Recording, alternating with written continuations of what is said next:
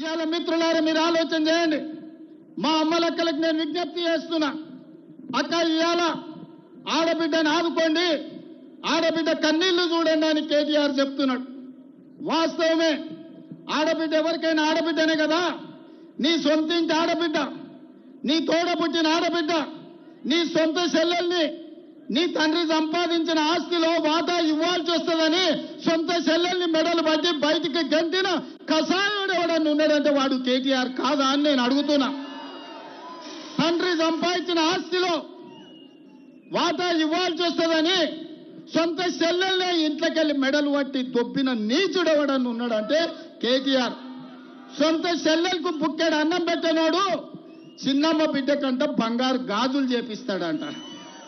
ఈయనంట మాగంటి సునీతమ్మని ఆదుకుంటాడంట.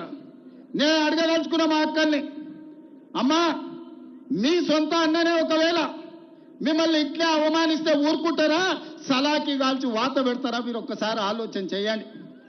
ఇవాళ నీచుడు దుర్మార్గుడు లాలూచి ఉన్నాడు ఎవడన్నా ఉన్నాడంటే వేల కోట్ల రూపాయలు తెలంగాణను కొల్లగొట్టి సంపాదించుకున్న ఆస్తి.